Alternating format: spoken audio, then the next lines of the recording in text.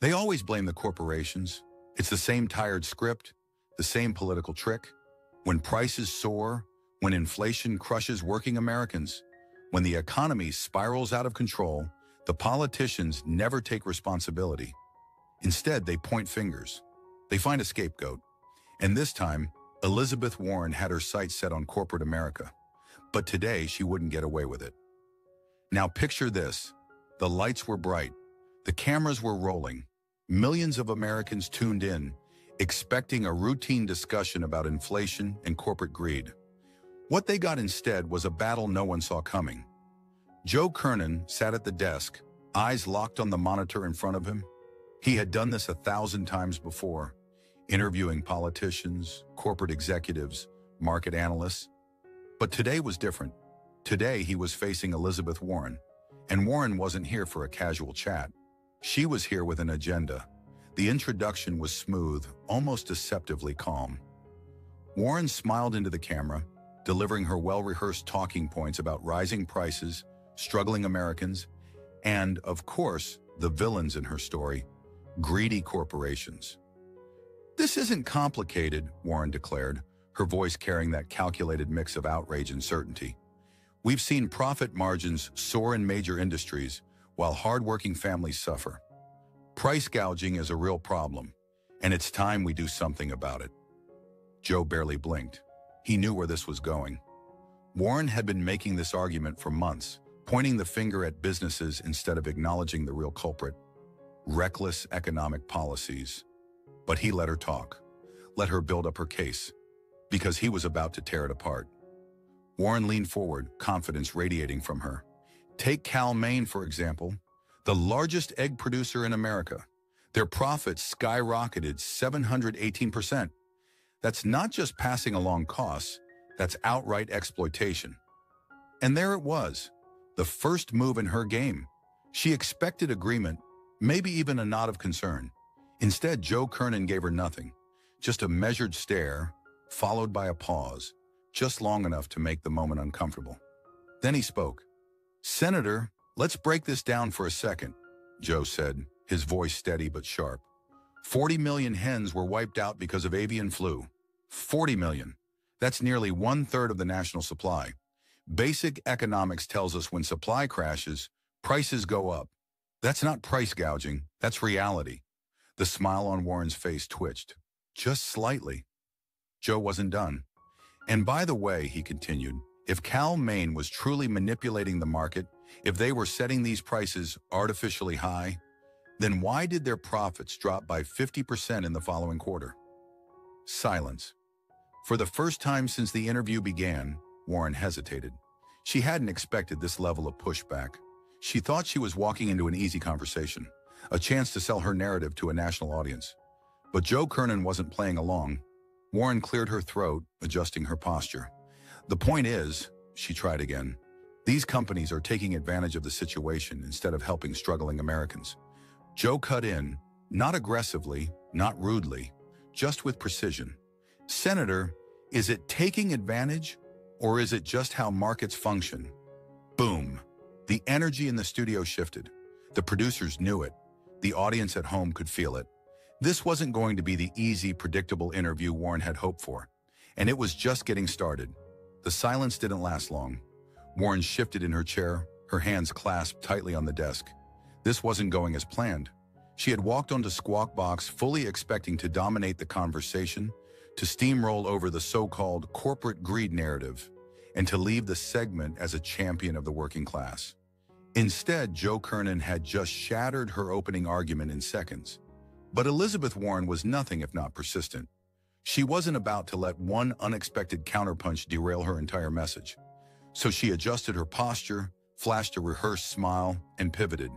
"Look, Joe, let's not ignore the fact that corporate profits have been through the roof," she said, her voice carrying an air of controlled frustration.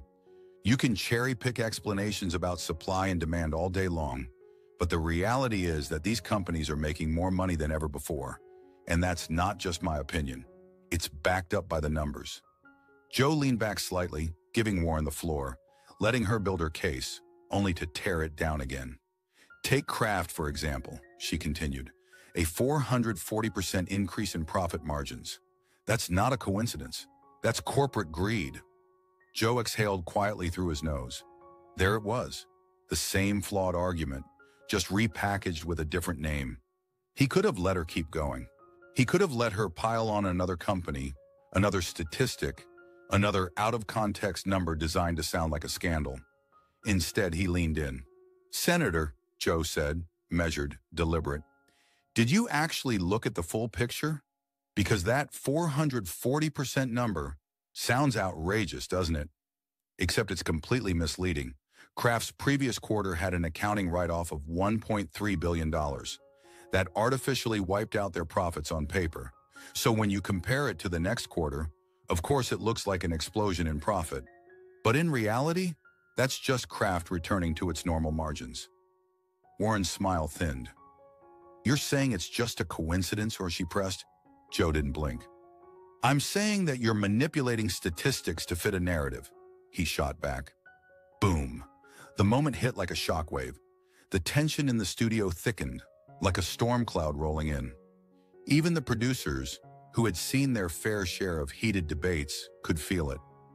Warren sat up straighter, her smile now fully replaced by a steely expression. She wasn't used to being challenged like this. On other networks, the hosts would have nodded along, let her speak uninterrupted, given her the perfect platform to push her message. But this wasn't CNN. This was Squawk Box, and Joe Kernen wasn't playing her game. She tried again. "Regardless of the accounting, the point remains." Joe raised a hand slightly. "Senator, let's be honest here," he said, his voice cutting through the noise like a scalpel. "When you say corporate greed is the reason prices are high, what you're really doing is distracting from the real issue. Inflation, government spending, trillions of dollars pumped into the economy, fueling demand while supply chains were still in crisis.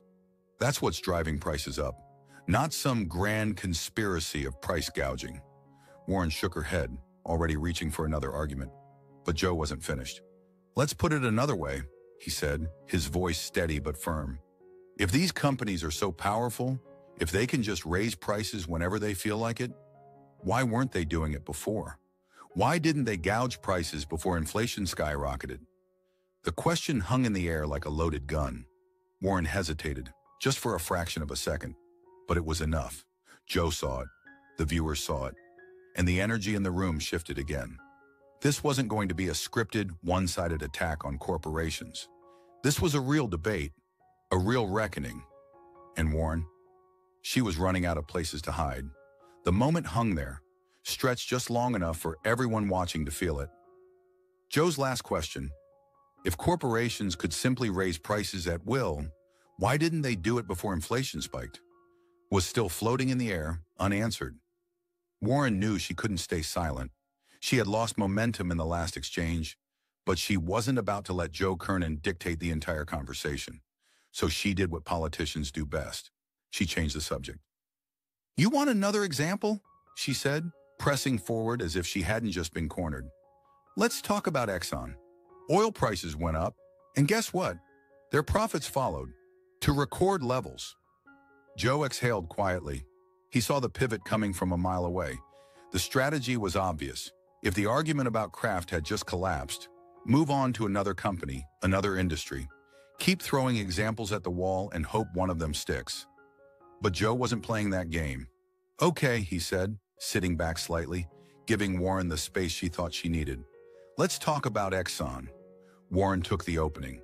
Gas prices were crushing American families, and Exxon was raking in billions, she said, her voice carrying the righteous anger she had perfected over the years. "If that's not price gouging, I don't know what is." Joe nodded slowly, almost as if he agreed. Almost. But then he leaned forward again, the energy in his voice sharpening. "Senator, do you actually believe Exxon sets the price of oil?" Silence. A flicker of hesitation crossed Warren's face. Not much, but just enough. Joe seized on it. "Because last time I checked," he continued, "the price of oil is set by the global market. Supply and demand, futures trading, OPEC decisions, geopolitical conflicts. Exxon doesn't walk into a boardroom and decide gas is going to cost you $5 a gallon today. Warren shifted in her chair, but Joe wasn't finished. And let's take that logic a step further. If Exxon had the power to control prices, why did their profits collapse to near zero during the pandemic?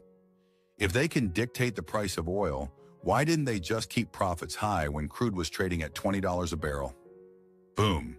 The audience could feel the argument unraveling. Warren knew she couldn't let that stand. Look, I'm not saying they control global markets, she tried, but we have seen corporate consolidation that allows these companies to... Joe cut in, still controlled but firm. So they don't control prices, but you still think they're responsible for them? More silence. Joe let the moment breathe. He had made his point, and he knew it. The facts weren't on Warren's side, and no amount of hand-waving about corporate greed was going to change that. The tension was thick. The studio producers exchanged glances, knowing what was happening here. Warren wasn't used to this level of pushback, and Joe wasn't letting up. "Senator, I get it," he said finally. "Blaming corporations makes for a good political talking point. It gets headlines, it riles people up. But the truth? The truth is that inflation isn't being driven by some secret meeting of oil executives rubbing their hands together and deciding to squeeze the little guy. It's being driven by bad economic policies, ones that flooded the economy with trillions of dollars while supply chains were still broken." Warren started to speak, but Joe leaned in again. "And you know it." Another beat of silence. The air felt electric. Elizabeth Warren was a fighter. She had faced tough interviews before. But this was different. For the first time in a long time, she wasn't controlling the narrative. And worse, the American people were watching it happen. The press room had shifted. It wasn't visible to the average viewer, but anyone who knew how to read a room could sense it. The energy, the confidence, the momentum. It was no longer on Elizabeth Warren's side. She had tried to control the narrative. First with Cal Maine, then Kraft, then Exxon. But every time she pivoted, Joe Kernen saw it coming, countered, and left her arguments in pieces. Warren wasn't used to this. Normally, she could overwhelm a debate with sheer rhetoric, drowning out facts with emotion. But Joe wasn't playing along. He had done his homework, stayed on offense, and refused to let her rewrite economic reality. Now she needed a way out, so she did what politicians always do when facts don't support their case. She turned to the government. "Look, Joe," Warren said, forcing a tight smile, "I understand that you want to defend these companies. That's your position. But the fact is the American people aren't buying it, and neither is the White House." Joe raised an eyebrow. "Here it comes. The Biden administration has been very clear," Warren continued. "They've stated outright that corporate greed is playing a major role in inflation. In fact, we've seen federal agencies begin taking action against unfair pricing practices because people deserve a government that fights for them." There it was, the big appeal to authority, the classic, "the government agrees with me, so I must be right" argument. Joe almost smiled, but instead he leaned forward. "So just to be clear, Senator, you're telling me that the same government that spent trillions of dollars on stimulus, pumped unprecedented amounts of cash into the economy, and created the very inflation crisis we're dealing with today, is now the one fighting for the American people?" Warren didn't flinch. "Absolutely. The government is stepping in to protect consumers from corporate abuse." Joe shook his head. "Senator, you don't see the irony here?" Warren blinked. Joe continued, voice sharper now. "This administration lit the fire, and now they want credit for bringing a bucket of water? That's not fighting for the people. That's fixing a mess they created." The tension thickened. The logic was undeniable. Warren tried to brush past it. "The fact remains, when the government steps in to regulate price gouging, we see better outcomes." Joe pounced. "Like where?" Silence. "Name a state where price controls actually helped lower inflation." Warren opened her mouth, but nothing came out. Joe let the silence stretch. "Because we've seen price gouging laws before, Senator. 37 states already have them, and yet those states still had the same inflation as the rest of the country. So tell me, if these laws work, why didn't they stop prices from rising?" The question hung in the air like a loaded gun. Warren had no answer. And Joe Kernen knew it. The studio producers knew it. The viewers at home knew it. She had played her last card and it had just collapsed in front of her. But the real problem for Warren? Joe wasn't done. Not even close. Elizabeth Warren was losing control. She had played every card in her deck. Blame the corporations, blame Exxon, blame Kraft, blame greedy CEOs. None of it had worked. Joe Kernen had dismantled her arguments one by one. He had countered her statistics with context, her outrage with economic reality, and her political spin with cold, hard facts. And now, in a desperate move, she did what politicians always do when they feel the walls closing in. She went on the offensive.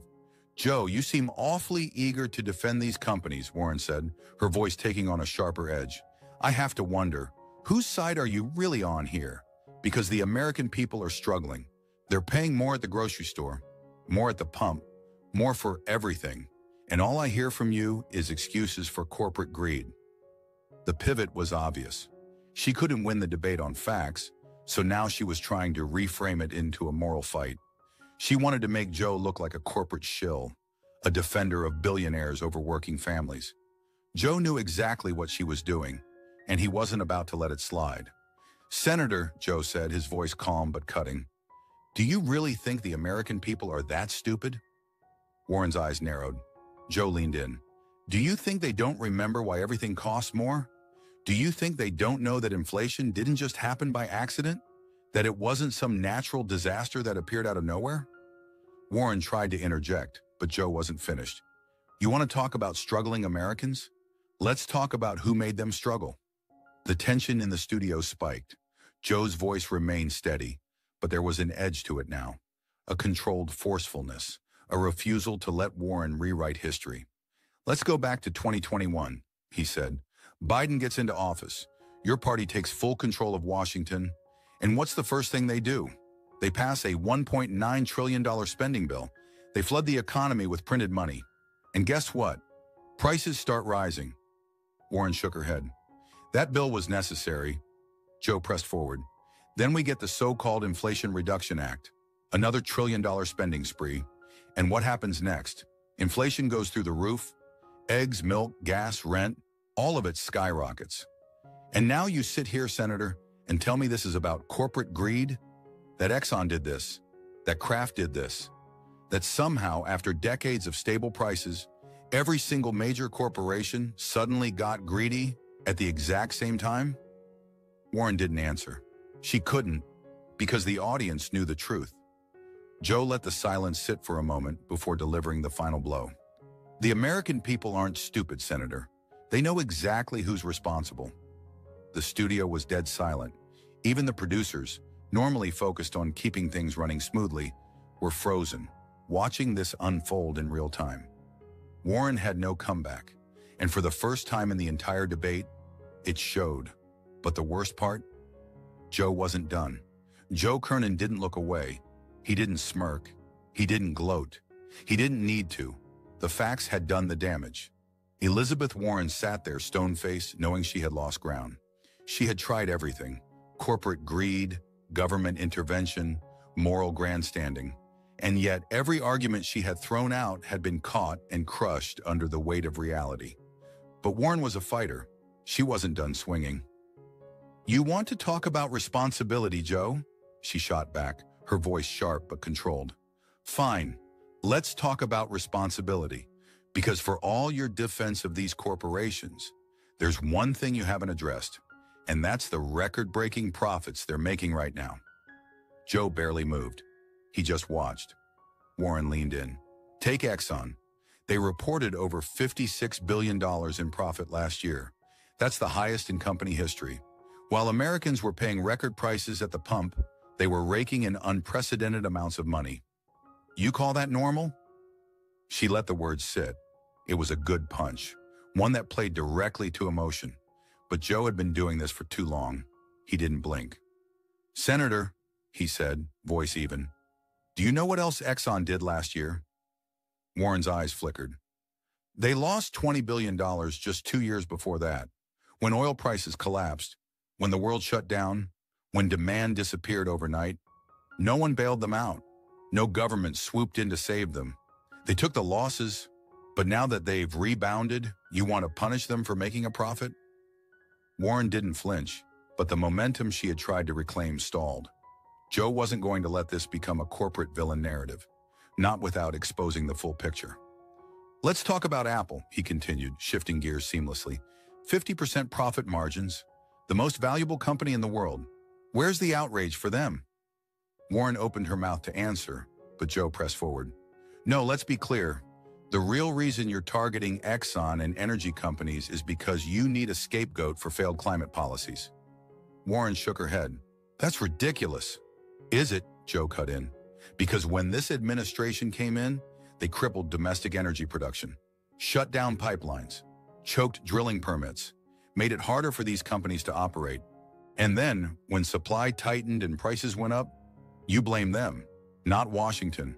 Them. The argument landed. Joe let it breathe for just a second before driving the point home. You don't care about corporate greed, Senator. You care about political cover. Silence. Warren exhaled through her nose. She knew this wasn't going the way she had planned. Joe, on the other hand, he was just getting started. For the first time in the entire exchange, Elizabeth Warren didn't have a response ready. She sat there, hands clasped, her lips pressed together. The silence wasn't long, but it was enough. Enough for the audience to feel it. Enough for the producers behind the scenes to recognize that the tide had completely turned. Joe Kernen didn't rush in to fill the space. He let it linger. Let it weigh down the conversation. Because this wasn't just a debate anymore. This was an exposure. Warren took a quiet breath. Then she did what any seasoned politician would do in this position. She didn't try to win this fight anymore. Instead, she tried to pivot to a bigger battlefield. Let's take a step back, she said, regaining her composure. This isn't just about one company. This is about a pattern, a system, the way corporate America has been rigged to work against everyday Americans. And the proof? Look at what's happening right now. Grocery store chains, meat processors, pharmaceutical companies. Her voice was rising again, fueled by conviction. These aren't just isolated cases of corporate greed. This is a coordinated effort to squeeze profits out of struggling families. And Joe, if you're going to sit there and defend it, then I have to ask, how much longer do you think Americans will stand for this? Joe didn't react. He didn't shake his head. He didn't interrupt. He just let her finish. And then, when she was done, he delivered the answer. They won't stand for it, Senator. His voice was calm, measured, which is why they're standing against the people who actually caused this mess. Warren narrowed her eyes. Meaning, Joe exhaled through his nose. Here we go. Meaning that while you're here blaming businesses, the American people are looking elsewhere. They're looking at Washington, at a Congress that has spent more money in the last 4 years than in any comparable time in modern history, at an administration that printed trillions, set off an inflation spiral, and then scrambled to find someone else to blame. Warren opened her mouth, but Joe pressed forward. And let's talk about those industries you just mentioned. Grocery chains, their profit margins are around 2%. Meat processors, same range. You want to know who has a bigger profit margin than all of them? He leaned in slightly. The federal government. A visible reaction rippled through the press room. That's right, Joe continued. The government takes a larger share of every transaction in America than most of these so-called greedy corporations. But when gas prices rise, do you ever call for cutting gas taxes? When food prices rise, do you ever propose suspending federal taxes on essential goods? Warren exhaled sharply. That's not how, but it is how Washington works, isn't it? Joe's tone sharpened. Raise taxes, flood the market with money, drive up inflation, then turn around and blame businesses for the consequences. And what's the solution you're offering? More government control, more regulations, more crackdowns that won't solve the problem, but will give politicians someone to point fingers at in the next election cycle. Warren knew this was slipping away. She had tried to take the conversation to a bigger battlefield, but Joe had set it on fire. And the audience watching at home, they saw exactly what was happening. The pressure was mounting. Elizabeth Warren had played her best cards: corporate greed, price gouging, government intervention, systemic abuse. None of them had stuck. Joe Kernen had stripped each argument down to its core, exposing the economic realities Warren didn't want to discuss. Now the debate had expanded beyond individual companies or industries. This was no longer just about inflation. It was about power, control, narrative, and Warren knew it. But while the studio audience could sense that she was on the defensive, she still had one last move.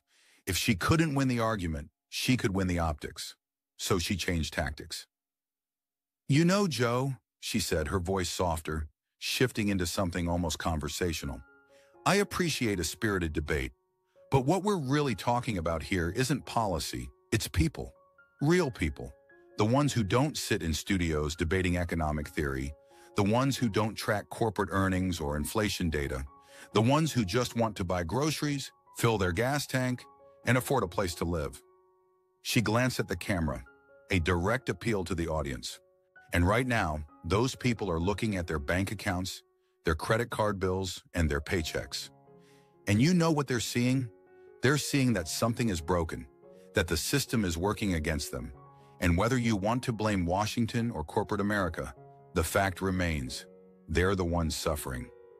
It was a trap, a carefully constructed moral pivot, a way to make Joe seem cold, detached, dismissive, as if his facts and logic meant nothing in the face of real human suffering. But Joe had seen this before. He didn't take the bait. Instead, he leaned forward, elbows on the desk, his expression measured but firm. "Senator," he said, his voice lower now, more controlled, "let me tell you what real people see." Warren didn't move. They see gas prices that have doubled. They see grocery bills that have skyrocketed. They see mortgage rates that have made homeownership impossible. They see businesses closing, supply chains breaking, families struggling. And you're right, they know something is broken. Joe exhaled, pausing just for a second before continuing. But here's the difference. They also know exactly when it broke. The room went still. Warren's face didn't change, but her posture stiffened. "They remember," Joe continued. "They remember what prices were like before the spending sprees, before the massive stimulus bills, before the regulatory chokeholds. They remember when energy was affordable, when inflation was low, when job markets were strong. And they also remember who was in charge when that changed." Joe let that hang in the air. "You're right, Senator. People don't care about economic theory, but they care about their wallets, and they don't need me to tell them who took more money out of it. They already know." Silence. Warren had nothing. For the first time, she couldn't pivot. She couldn't redirect. Because the audience watching already knew he was right. The debate should have ended by now. That's what Elizabeth Warren had expected. By this point, in any other interview, she would have regained control. She would have overpowered the conversation with emotion, redirected the blame, left her opponent scrambling to defend against a well-crafted narrative. But that's not what happened. Not here. Because Joe Kernen had refused to play the game. He had cut through the rhetoric. He had shut down the pivots. He had made the audience see what Warren didn't want them to see, and now she was out of options. But the White House wasn't. As the segment unfolded, something was happening outside the studio. Phones were ringing, emails were being sent. Damage control was already underway. Because Joe hadn't just exposed Elizabeth Warren's argument. He had exposed the entire economic narrative Washington had been selling for years, and that couldn't be ignored. A breaking news banner flashed across the bottom of the screen. White House responds to inflation. Debate, officials call claims misleading. Joe didn't even glance at it. He knew what was happening. The real fight wasn't in the studio anymore. It was out there. The political machine had been activated. The White House wasn't about to let this moment spiral further out of their control. They needed to reclaim the story, and that meant going after Joe. "Senator Warren," the producer's voice crackled in her earpiece, "we're getting word that the White House is issuing a response to this discussion in real time. Would you like to address it?" A lifeline. Warren straightened in her chair, immediately seizing the opportunity. "Well, of course," she said smoothly, as if the past 20 minutes hadn't been a disaster for her. "This just proves what I've been saying all along. The administration understands that corporate greed is a serious issue, and they're working to hold bad actors accountable. Unlike some people here, they're not in denial about what's happening to the American people. It was a calculated move, not a rebuttal, an escalation. She wasn't just disagreeing with Joe anymore.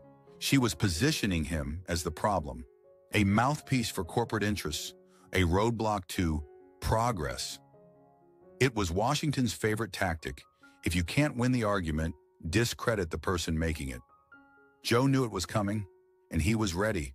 He let Warren finish, let her bask in the moment. Then with the slightest shake of his head, he cut straight to the core. "Senator," he said evenly, "you just proved my point." Warren's smile faltered. Joe turned slightly, gesturing toward the breaking news banner at the bottom of the screen. "This isn't about corporations. It's never been about corporations. Because the second the White House sees a debate they can't control, they jump in to manipulate the narrative." He leaned back, folding his hands. "Notice how they didn't respond when we were talking about actual economic data, when we were discussing real-world inflation numbers, when I laid out the facts about government spending, monetary policy, and regulatory failures. They stayed quiet." A beat of silence. But the moment the debate turns political, the moment Senator Warren pivots from facts to a personal attack, suddenly they have something to say. Joe turned back to Warren. "That tells me everything I need to know." It was brutal, and Warren knew it. She had just played into exactly the pattern Joe was exposing in real time. The audience watching at home, they saw it too. The moment had shifted, again. But now the battle wasn't just between Warren and Kernen. It was between the American people and the political establishment. And that battle was just beginning. Joe Kernen didn't say another word. He didn't need to. Elizabeth Warren sat still, her expression controlled, but the weight of the exchange was clear. She had tried everything: corporate greed, price gouging, Washington's intervention. But Joe had countered every step. The facts were too sharp, too clear to ignore. Still, Warren wasn't about to concede. She straightened, forcing a smile. "I think the American people will decide for themselves," she said. Joe met her gaze, unreadable. He let the words sit there, let the moment breathe. Then with the same steady calm, he responded, "Maybe they already have." The silence hung for just a second too long. Then the light on the camera flicked off. Phones started buzzing before the segment had even finished airing. Clips were already being posted, hashtags already forming. Some called it a brutal takedown. Others said Warren had stood her ground. The debate wasn't over. It had just left the studio, because now it was in the hands of the people watching, and they would be the ones to decide who was telling the truth.